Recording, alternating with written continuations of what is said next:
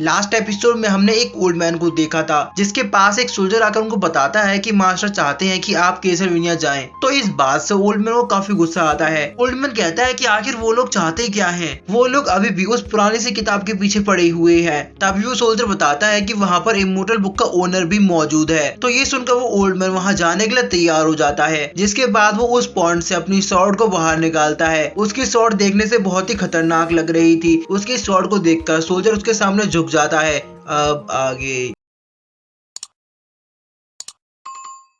Episode की starting में हमारा व्यू कैसलवेनिया में जाता है, जहां लूफी क्वाई मू यान से बोलता है कि मेरा एक आखिरी सवाल और है। तो मू यान लूफी क्वाई से कहता है कि पूछो, तुम्हें क्या पूछना है? लूफी क्वाई पूछता है कि आज तक ये सारी बात राज क्यों है? मू यान बताता है कि जब यहाँ पर इंग जाओ लोगों ने हमला किया था तो यहाँ पर एक लड़की आई थी। वो भी इंग जाओ से थी, लेकिन उसका स्वभाव बाकियों से अलग था। वो बहुत ही दयालु थी और मेरे ख्याल से वही एक असली परी थी, और उसी के लिए हमने इन बातों को ज्यादा नहीं फैलाया। इसके बाद मू यान वहाँ से निकल जाता है। अब हमारा व्यू शिफ्ट होता है और हम टैंक को देखते हैं जो कि लूफी क्वाई के ब्लड को चेक कर रहा था। तभी मू यान भी वहाँ आ जाता है। मू यान टैन से पूछता है कि क्या तुमने लूफी क्वाई को ठीक करने का तरीका ढूंढ लिया है? तो टैन बताता है कि लूफी क्वाई बीमार नहीं है, बल्कि ये सब उसकी मार्शल आर्ट की वजह से है। लेकिन मेरे पास उसे ठीक करने का एक तरीका है और मैं उसे ठीक करने की पूरी कोशिश करूंगा। तो मू यान पूछता है कि किस तरह का तरीका? तो टैन बताता है कि उसका नाम है डिसीव योर बॉडी। इसके बाद हमारा सीन शिफ्ट होता है और हम लूफी क्वाई को देखते हैं जो कि चाय पीते हुए एक किताब को पढ़ रहा था। उस किताब में मार्शल आर्ट की एक टेक्निक लिखी हुई थी। इसके बाद हमारा व्यू शिफ्ट होता है और हम मिस लीना को देखते हैं जो कि अपने रूम में बैठकर मेडिटेट कर रही थी। तभी हम देखते हैं कि यहाँ मिस लीना अपनी एक नई टेक्निक की प्रैक्टिस करती हैं। उस टेक्निक का नाम लो कैंडल 1000 स्वॉर्ड होता है। मिस लीना से सक्सेसफुली कर लेती हैं। वो टेक्निक देखने में बेहद ही शानदार लगती है। लूफी क्वाई मिस लीना को कांग्रेस करता है क्योंकि उन्होंने अब एक नई टेक्निक सीख ली है। यहाँ लूफी क्वाई मिस लीना से बात कर रहा था कि तभी पीछे से कोई लूफी क्वाई को आवाज लगाता है। वो आदमी लूफी क्वाई से कहता है कि तुम्हारे लिए सांगली टियांडाओ से एक मैसेज आया है। लूफी क्वाई उससे पूछता है कि बताओ क्या मैसेज है? तो मू यान बताता है कि जब वेलिंग माउंटेन से पहले स्नो गिरेगी तो मास्टर जी को फांसी पर चढ़ा दिया जाएगा। तो ये सुनकर लूफी क्वाई और मिस लीना दोनों ही काफी शौक हो जाते हैं। इस बात से लूफी क्वाई को काफी गुस्सा भी आता है। वो कहता है कि सांगली टियांडाओ मुझे एक कोने में ढकेलने की कोशिश कर रहा है। अभी मिस लीना बोलती है कि ये ऑर्डर जरूर बायब्लिस ने दिया होगा, क्योंकि ये कोई नहीं जानता कि बैलंग माउंटेन की पहली बर्फ कब गिरेगी। इसके बाद हमारा सीन शिफ्ट होता है और हम यूलिंग और फैन को देखते हैं। उनको भी ये मैसेज मिल चुका था कि मास्टर जी को फांसी दी जा रही है, और ये सुनकर वो लोग भी काफी शौक होते हैं। यूलिंग बोलता है कि अब हम और इंतजार नहीं कर सकते, हमें अभी कैसलवेनिया में जाना होगा।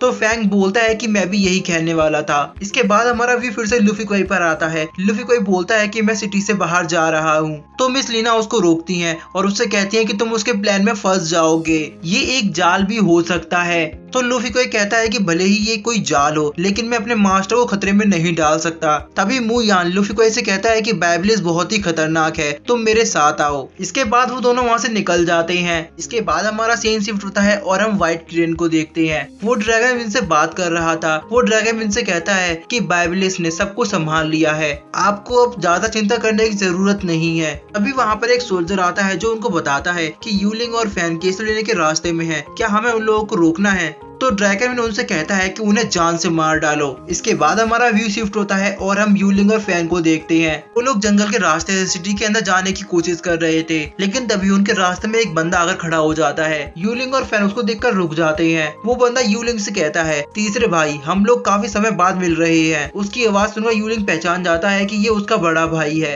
वो बंदा यूलिंग से कहता है, क्या तुम मुझे यहाँ देखकर चौंक गए? मैं यहाँ बेलिंग माउंटेन को रिप्रेजेंट करने आया हूँ। तभी वो बंदा यूलिंग को अपनी स्वॉर्ड दिखाता है। यूलिंग उसकी स्वॉर्ड को देखकर काफी हैरान होता है। उसकी स्वॉर्ड का नाम लोटस लीफ स्वॉर्ड होता है। वो बताता है कि मुझे ये स्वॉर्ड मास्टर फूसू ने दी है। यहाँ वो लोग आपस में बात कर रहे थे कि तभी अचानक से यूलिंग के भाई के पीछे से कोई उस पर अटैक कर देता है, लेकिन फैंग उसके एरो को देख लेता है। फैंग तुरंत ही जाकर उसके भाई को बचा लेता है। इसके बाद हम देखते हैं कि ये वही सोल्जर होता है जिसे ड्रैगन विन ने इन लोगों को मारने के लिए भेजा है। उस सोल्जर को देखकर यूलिंग पहचान जाता है। उस सोल्जर का नाम वॉन रॉक्सी होता है। फैंग उससे बोलता है कि मुझे पता है तुम्हारे बारे में, तुम 4 मेजर सेक्ट फैमिली के कजन फैमिली से बिलोंग करते हो।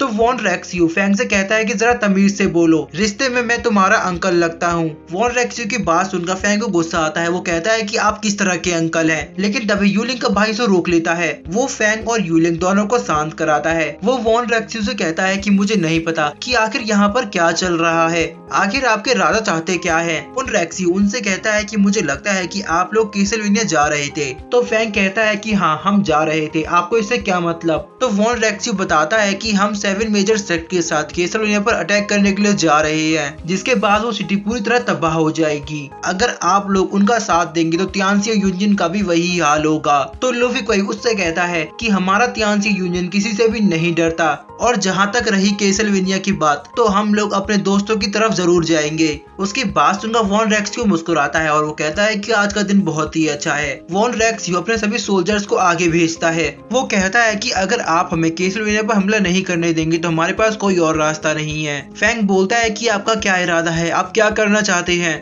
तो वो आदमी बोलता है कि मैं सिर्फ तुम्हें पकड़ कर रखूंगा ताकि तुम लोग हमारे रास्ते के बीच ना आ सको। तभी वहाँ एक आवाज आती है जो वॉन रेक्सियो से कहती है कि तुम्हारा ये रीजन एकदम बेकार है। वॉन रेक्सियो पूछता है कि तुम कौन हो और कहाँ पर हो, हिम्मत है तो सामने आओ। तभी हम उस शख्स को देखते हैं, वो सभी के सामने आता है। फैंग और यूलिंग उसको ग्रीट करते हैं। फैंग बताता है कि ये 5 जेंटलमैन अकेडमी मतलब हमारे स्कूल के टीचर हैं, इनका नाम जाओ जुनजी है। उसके बारे में सुनकर वॉन रेक्सियो भी उसे ग्रीट करता है। वो कहता है कि मुझे नहीं पता था कि आप भी यहाँ आने वाले हैं। वॉन रेक्सियो पूछता है कि आप यहाँ पर क्यों आए हैं। तो वो बताते हैं कि मैं यहाँ पर अपने स्टूडेंट की हेल्प करने के लिए आया हूँ, मैं चाहता हूँ कि आप इनको कैसलवेनिया जाने दें। तो वॉन रेक्सियो बोलता है कि आपको पता है कैसलवेनिया डीमन सेक्ट है। तो जाओ जुनजी कहता है कि मुझे पता है, लेकिन वहाँ पर मेरे 2 स्टूडेंट मौजूद हैं, इसीलिए मैं उनको प्रोटेक्ट करने के लिए कुछ भी करूंगा। जाओ जुनजी यहाँ अपनी स्वॉर्ड को बाहर निकाल लेता है।